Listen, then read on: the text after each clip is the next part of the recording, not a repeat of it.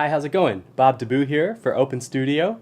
I'm excited to present today's lesson, which is called PC-isms and Persistent Patterns. The lesson's all about studying the great Paul Chambers and his walking bass lines, and we're going to check out some things that Paul plays frequently and how we can get that into our own walking bass lines. So this video is a free lesson from my latest course entitled Walk Like Paul Chambers, where we dig deep, we listen hard, we study into Paul's sound conception, his time feel, and his note choices, all done through directly listening to the classic recordings that he's been on. So some of the features of the course are a lot of transcriptions, a workbook that has a lot of information inside of it, on-screen living notation, which is super cool, and then play-alongs to help us get Paul's sound and time feel more ingrained in our own playing. So the course is all about becoming a better walker, and who exemplifies that better than the great Paul Chambers? It's 99% of our job to be great walkers, and that's the purpose of this course. So I hope you like the following video, PC-isms and Persistent Patterns, and happy practicing. Peace. Welcome. This is Walk Like PC. Now we're going to get into analyzing some of Paul's beautiful bass lines that we were just practicing playing along with. So in this lesson, we're going to check out some PC-isms.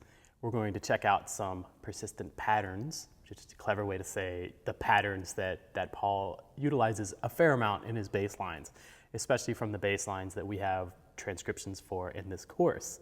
So if we talk about patterns, I just want to define that really quick. So what I'm talking about is often referred to as like a digital pattern, meaning that, say if we're in the key of F, if we're playing the F major scale, you assign numbers to each note inside of that scale. So F would be 1, 2, 3, 4, 5, 6, 7, and then 1 again, right? You could do 9. There's other ways to do this, right?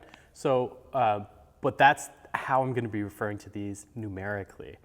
So let's look at pattern number 1. This one is a super common pattern that not just Paul uses, it's in the lineage, in the history of walking bass lines. You're going to find this a ton played by a bunch of bass players, and you should have it in your bag to walk like PC. This is the 1, 3, 6, 5 pattern. So if we look at the example A right here, this is pattern number 1, example A. Just play that along with me. 3, 4, 1, 2. This is 1, 3, 6, 5. So we're doing the root, which is 1, A, which is a third, D, which is a 6, C is the 5, right? And so that oftentimes will lead us either back into the 1 chord, because going 5, 1 is a very powerful movement, right? 5, 1. That's secondary to a chromatic lead-in, which we're also seeing a lot in his bass lines. So let's try this 1, 3, 6, 5 pattern through the cycle of fourths. Okay? Just going to give you a tempo. We'll play it together. 1, 2, 1, 2, 3, 4. So 1, 3. Now in B flat.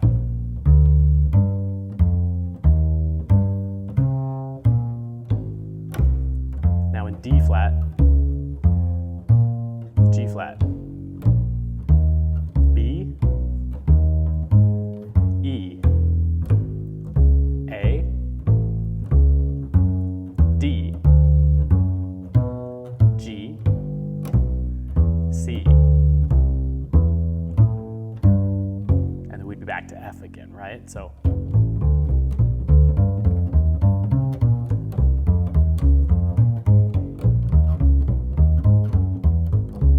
with that, you hear that last one that I did an octave displacement, which is what I'm looking at example B.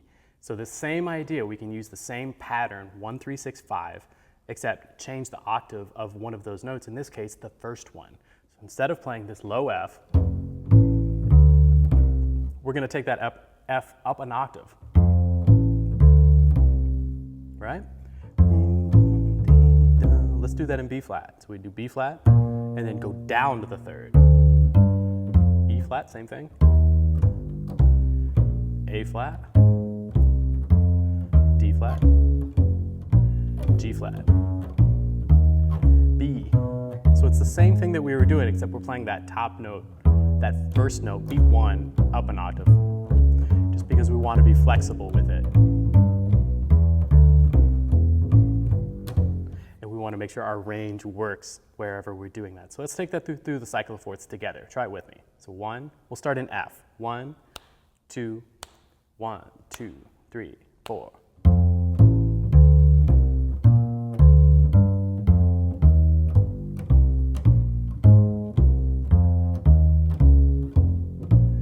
G flat, into B, E, A, D, G, C. And that gets back to the top of that example, B. Okay, so of course you can do that in higher ranges of the bass, but really getting that one pattern and then its variation with the octave displacement, 1, 3, 6, 5. Crucial. It comes up in a lot of Paul's lines, and we want to know it. It's mainly utilizing the space of one measure, which is crucial to know. Let's look at example number C, and these are all taken directly from the transcriptions in this course too. Let's look at example C and play it along with me. So 1, 2, 3, 4.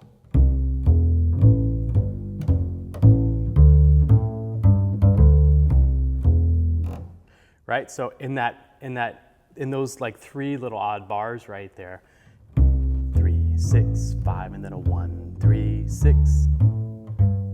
Right, so the 6 can be utilized quite a lot inside of these lines. Okay, so let's move on. Let's look at pattern number 2.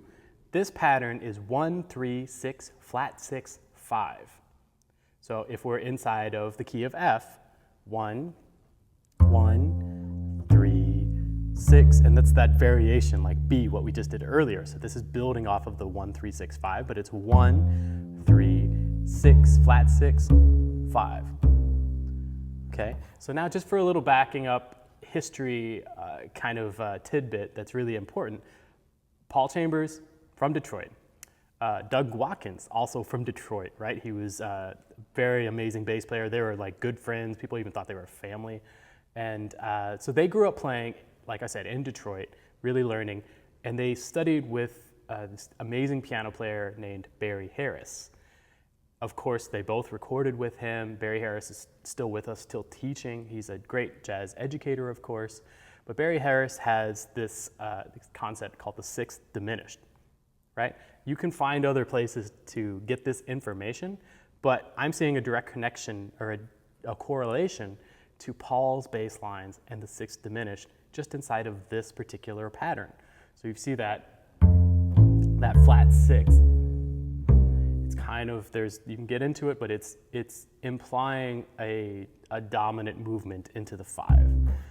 Anyways, you can go further, do some research on that, check out the Barry Harris sixth diminished concept, and you can bring that in your bass playing. But I think that's part of where these lines are coming from, this extra chromatic movement in there. And we see that in other ways too. Anyways, this pattern, the 1, 3, 6, flat 6, 5, the goal of it is we're trying to get to the 5 on the second bar, and we're dealing with 2 measures of the same chord. That's crucial to know. We're trying to get to the 5 on beat 1 of the second measure.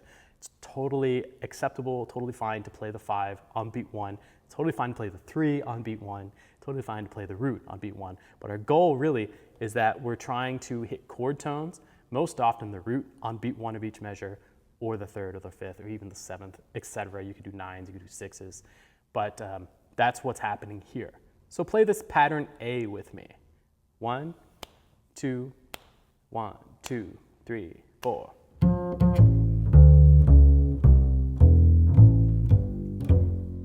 So now that's a big jump right there, going from this F down to A, open A, which is another thing that's very persistent in Paul's patterns, is to use these open strings, right, wherever applicable.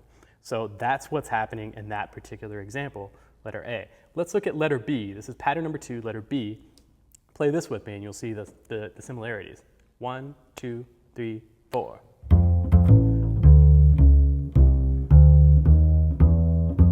So again, this is still 1, 3, 6, flat 6, 5, and then he's walking back up to F, right? Using another pattern that we'll check out later. Let's try this pattern through a couple different keys. Check out B flat. So if we do B flat, practiced this 1, 3, 6, 5 in all the keys, but now we're going to add in a half step between G, G flat, and F.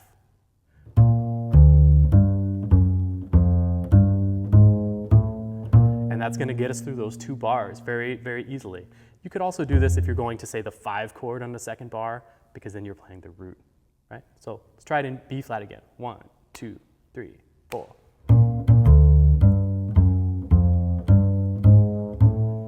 Try it in E flat. 1, 2, 3, 4. Let's move it to A flat. So 1, 2, 3, 4.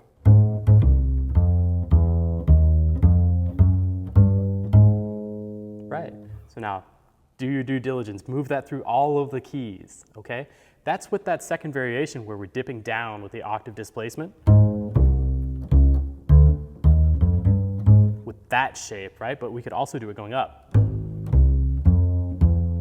But getting that half step movement between the 6th and the 5th, crucial. So let's try that a little bit where we're doing the ascending, like in example C. Let's put it in E flat because it's an E flat here. The keys are going to tell you which track these examples are from too, most likely. So if we're in the key of E flat, we're checking out Blue Train, right? So example C from pattern number 2. 1, 2, 3, 4.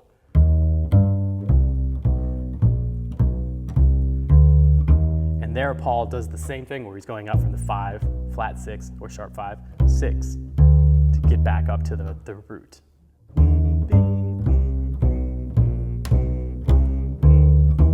So that's a big part of the sound that we have to have in our ears and our fingers. Let's take that through a few different keys, that exact example number C. Let's try it in the key of C. Try it. So 1, 2, 3, 4.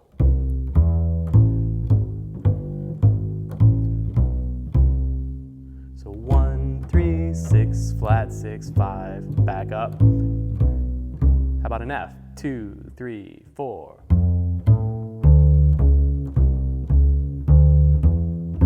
B flat, 1, 2, 3, 4.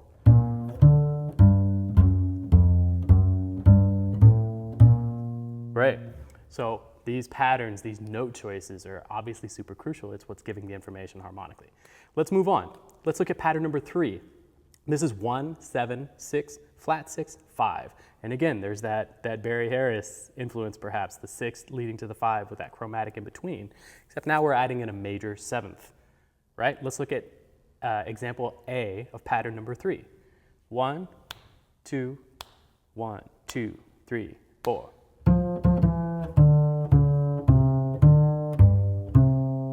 Let's play it again. 2, 3, go.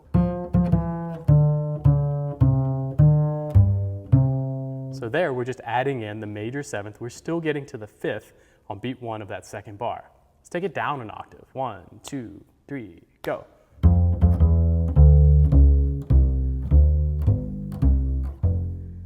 Right? Let's do that in B flat. 1, 2, 3, go.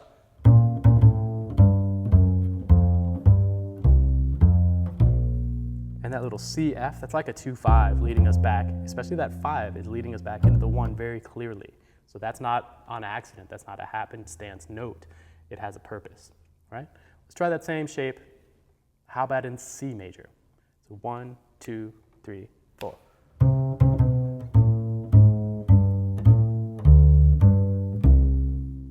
Great.